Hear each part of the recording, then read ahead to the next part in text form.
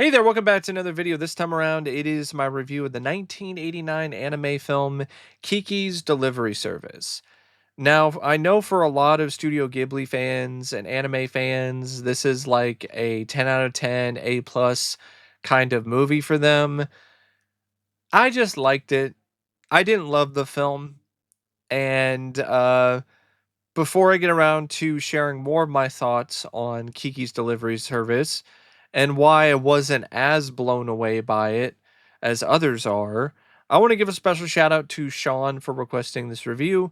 And if there's another anime, film, TV show, or topic that you would like to see me discuss in the future, feel free to donate to either my PayPal or to my Patreon. Link to both is in the video description down below, and I will try to get to your request as soon as I possibly can. Now, one element of Kiki that is absolutely incredible is Hayao Miyazaki's direction. Uh, he's just a master of this. Like, he's just so good at directing animation in a way that's just really impressive on a technical standpoint. And this one was no exception. Like from the very first sequence when Kiki flies on her broom into the sky to pretty much any other sequence in the movie, it just looks great. It's got a really good sense of style and overall feel to of any given scene. The vibe of the animation is just really uh, pinpoint. It's not one of those things where the vibe is a little off. It's very consistent in that regard. The animation is very lively, has a good amount of energy to it, good framing, good shot selection, good usage of the camera in terms of how to set up a particular shot or a particular bit of animation. Um, this is definitely something that is pretty tremendous. And honestly, his direction and just the overall really uh, nice and just relaxing and chill look and feel for the film is definitely one of the major highlights when it comes to Kiki's delivery service. Now, the screenplay also by Miyazaki, I don't think that's quite as good, and I'll explain why. My main issue with this film is that I don't feel that the story is compelling enough. That's really honestly my biggest issue with the movie. It's not with the tone of the story, that's pretty consistent. It's very lighthearted and charming, and I really like that aspect of the story and the script overall. Um, the sense of humor isn't something that's laugh out loud hilarious, but it works. And there'll be a couple moments where you might smirk or chuckle at something that Gigi says or some other sort of scenario or situation that involves the characters. And I do think that the whole concept of taking a coming of age story and applying witches to it is interesting. I think there's a lot of interesting elements with this script and this story, but I don't think they're fully realized. And that's a little disappointing, to be honest. Like, I think the whole idea of this society and culture where witches are openly accepted and they're not ostracized and judged as much by the outside world, and it's just normal for them to find a city to reside in and work in is fascinating to me. I think that that is a compelling aspect of the script and the story, but the script does barely anything with that. It doesn't expand upon that lore. It doesn't really delve that deep into it. So, you're not really as immersed in this world as I think you honestly could have been if you got a little bit more detail on how things work, the history, for instance, of why this is a thing all these years later, and how these witches were accepted into society, and so on and so forth. But that's you don't get any of that. So you don't get any of that backstory. Also, it's a coming of age story that is just very generic. It's a very generic coming of age story. The only thing that makes it at all unique or makes it stand out from any of these other coming of age stories is the fact that it deals with a 13-year-old witch in training. That's it.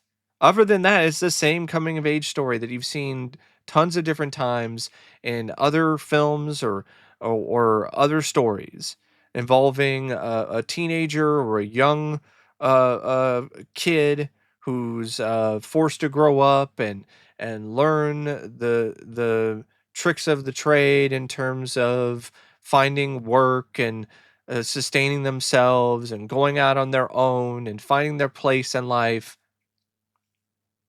But you just have like a witch aspect to that. That's it. That's the only thing that you really get that differentiates it from any other typical coming of age sort of story. Um, there's no real driving conflict other than just some very banal kind of nothing misadventures with Kiki involving her delivery service that get resolved fairly quickly. So there's not really a lot of conflict there. There's not really a lot of conflict in involving any sort of real antagonist, which is definitely something that the script is lacking. You can have all of these elements that make it a fun, charming slice of life story, but also have an antagonist. Also have some more of a driving force behind things. But that's not what you really get here. You get like a love story that isn't really that strong or that memorable between Kiki and this other boy, but it's not really anything that's that great to me. The bond doesn't feel that strong, especially since half the time she doesn't really want anything to do with the kid. And then you have some moment after like an hour of the movie where all of a sudden Kiki has lost her powers, and that provides some intrigue. But that's over an hour into the movie because prior to that it's just like, oh, she's got to deliver this toy, this cat toy to these people, and she gets attacked by these crows because she gets too close to the crow's nest, and she escapes, but in the process, the cat toy falls out of the cage. And so she's got to replace the cat toy. Well, she conveniently has a cat that looks exactly like the cat toy, so she has her cat pose as the cat toy and then drop it off at the house. And now she's got to find a real cat toy, and she finds the cat toy, but it's in the window of this cabin. She meets the person who lives in the cabin. It's this artist lady. She does some work for her, and then the cabin lady, she winds up fixing the toy because the toy was damaged. Toy gets fixed, goes back to the house. The dog who lives in the house has already figured out what's going on and has already found a way to get the cat Gigi out of the house, and is already willing to take the toy back in the house. And that's it. That's all that really happens with that. There's another thing where there's these two old ladies who want to bake a fish pie and deliver it to their grandkid. Uh, well, actually, it's the grandmother's grandkid. The other old lady is just somebody who lives there. And oh, the oven doesn't work. So Kiki stays and they bake it in the fire oven, the old oven that's not electric. And then Kiki delivers the pie in the rain. And then the girl who gets it, she doesn't even want it. And you're like, okay, all right, I get what they're trying to do there, but It's just kind of surface level sort of stuff that doesn't really make you think that hard. And then you get the, oh, she gets sick because she was in the rain for so long. Then she winds up losing her powers. Also, there's this thing where she can no longer hear her cat talk, which I think is kind of lame. I understand why it's there. It's all about to be, it's about, it's an expanded allegory for growing up, but I think that's, I still think that's kind of lame because it's like, she's still relatively alone. Like she has that kid, but, and she lives with the woman that runs the bakery. And even that whole thing with her finding a place to live, that didn't take very long. So there's a lot of things about the story where stuff just resolves itself really quickly. And so it's just not really that engaging at times. The love story, like I said, it's not that great. It's just okay at best. Then there's something evolving, a dirigible that gets loose, and then her boyfriend is hanging off the edge of it, and she has to save him. And predictably, that's when her powers come back. Because there's this whole thing, oh, your powers will come back if you have to really focus on them, if you do something in order to get them back. And that whole bit was vague too, in terms of like what really it takes to get her powers back. So that's another aspect of the script was kind of like, really, that's all it takes is some selfless act. Okay, I didn't know that's how you're able to fly a broom if you're a witch, but all right. And so she flies around on this broom, but of course it's not her broom because her broom got broken. Actually, it was her mother's broom, and she doesn't actually make her own broom. She tries to, but then it doesn't really do anything. So she gives up on it, I guess, and then flies some random custodian's broom to save her friend, and that leads to her becoming more popular in the town, and then she winds up getting more clients, I guess, and her business is now fully established. And there's also this underlying thing about it that's kind of sinister to me. She's just still just a kid. She's 13 years old and she's doing hard labor. Really think about it. 13 years old and doing hard labor and delivering stuff in the rain to the point where you get sick. Like you got to make ends meet and make money and find your own place to live and make your own business. That's really honestly way too young to be worrying or having to deal with any of that. Even if you are a witch, it's like, and then even the whole thing about the witches, like, why is that a thing? Why do they send these witches off on their own to go live in a strange town, strange city with strangers and just fend for themselves and figure it out? Like, why? Like, it's never really even fully explained in terms of like what that entails and the reason why they do that in the first place. So they can't train any other way. They can't train with their parents. They can't train with other witches. They have to just figure it out on their own. That's the only way that they can ever actually learn how to be witches. Like, it just seems to be a little off to me in terms of the logic behind everything. And I know it's not really a cartoon. It's an anime. It's not based in reality. I get it. I understand. But there's just a lot of things about this where it raises a lot of questions, and there really aren't any answers. But there are some good things. Like, I do like the relationships that she builds along the way with different people, like the elderly gals who she helps with the fish pie, the artist lady, the woman that runs the bakery, stuff like that. I do like that about the script and the story. And I like her interactions with Gigi, which is why I do think it's lame that halfway through the movie, or a little bit over halfway through, Gigi can't talk anymore, and Gigi was one of the more entertaining characters. So now the cat doesn't talk anymore, and it's just meowing like normal. And I'm like, well, that's just now the cat is basically useless. The cat does nothing now. Great. Would have liked to have seen the cat get involved more because the cat was one of the better characters in the story. And like I said, have some sort of actual antagonist. It doesn't have to be the police officer that stops her early on in the story, but it could be some rival witch, could be some human who knows about the history of these witches coming to the city and wants to put a stop to it, or deep down wants to be a witch herself. Like there's something you could do with that to make things more engaging and more compelling overall. But that doesn't happen with this. It's like this movie just floats around on pure vibes and nothing else. And I think for some people that works really well because that's what they love about it is that it's just pure vibes and not much else. And for me that's not enough.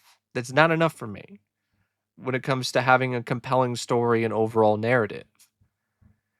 Now,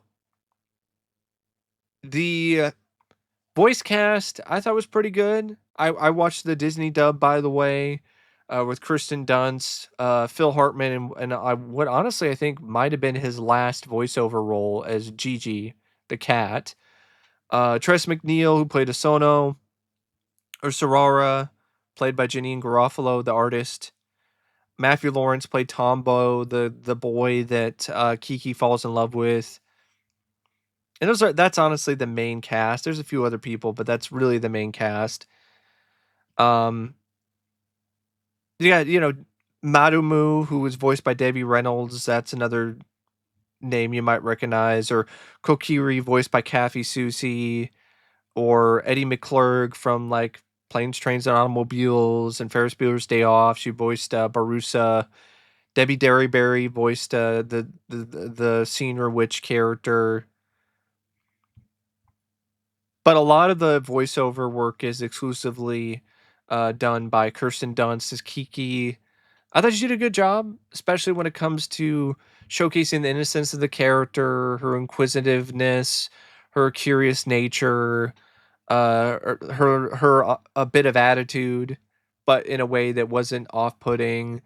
And there was definitely a bit of charisma that she, not a bit. I feel that she brought a lot of charisma to her voiceover as Kiki. Phil Hartman, he was a lot of fun. He was really funny.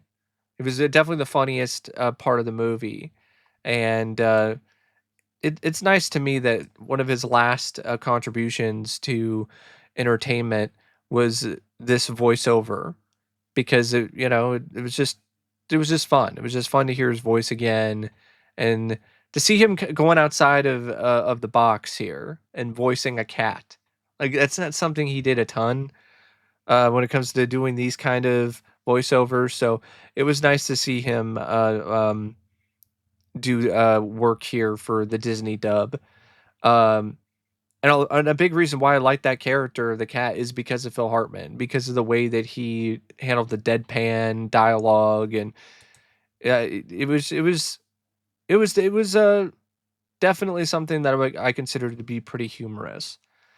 Tress McNeil, she definitely sounded like she was doing one of Babs Bunny's voices from Tiny Toons, but it worked for what she was trying to do, playing the the mother type. She's not technically Kiki's mother, but she becomes a mother figure in her life. I also like Janine Garofalo as the artist. I thought that was a pretty solid performance by her. Thought she had some good chemistry with Kirsten Dunst, and Matthew Lawrence was fine too as Tombo. Now, the cinematography by Shigeo Sugimura matched very well with Miyazaki's vision of the movie.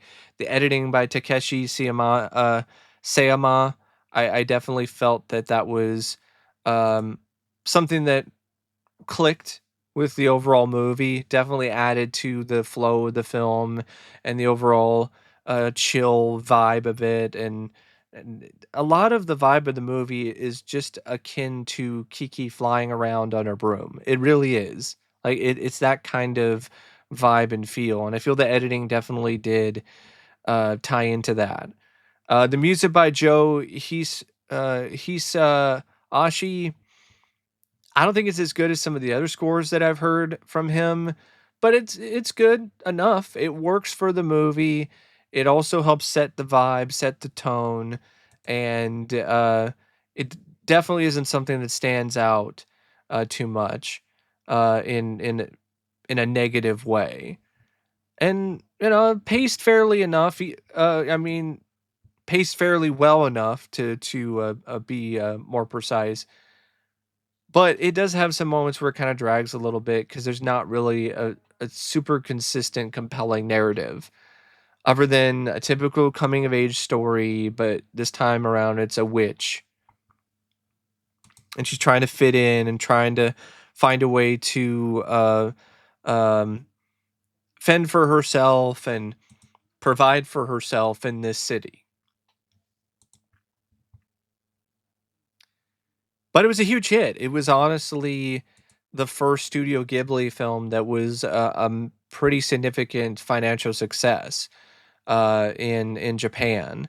So it definitely did resonate with audiences then, and it still resonates with audiences now. And I get it. Like, if you really are just able to just go with the flow and the vibes, and that's all you're really looking for with an anime or a bit of animation, then I definitely think Kiki is gonna deliver on that front. But if you're looking for anything else other than that, like a more deep, compelling narrative or character depth or things about it that really go beyond just the whole vibe aspect of everything, I think you're gonna find it a bit lacking. Um, but I also do feel that it's a really good gateway anime for younger kids, for younger audiences. And I think that's why a lot of people have such strong feelings for this movie, is because I think a lot of people, this was like one of their first animes that they remember watching when they were young. And so there's a lot of nostalgia associated with it, and warm feelings, and I totally get that. And if I had watched it at a younger age, I might have a similar association with it because it does have a good, nice, warm vibe to it, which was refreshing at points until it became a bit predictable. Like, okay, the one thing with the dog, and the dog isn't really a troublemaker and doesn't hate the cat, and the dog just helps the cat escape. That was one, change up that I didn't necessarily see coming, but then when you did all of that again with the elderly people in the mansion with the fish pie, and then continue that throughout the rest of the story, then it just got a little bit like, "Okay, is there gonna be any conflict here? Is anyone gonna be resisting Kiki? Is anyone gonna be really trying to stop her?" uh, Other than herself or her lack of powers. Like, it just felt like there wasn't enough there when it comes to a conflict. But it's a fun kind of turn your brain off kind of movie, really, when you think about it.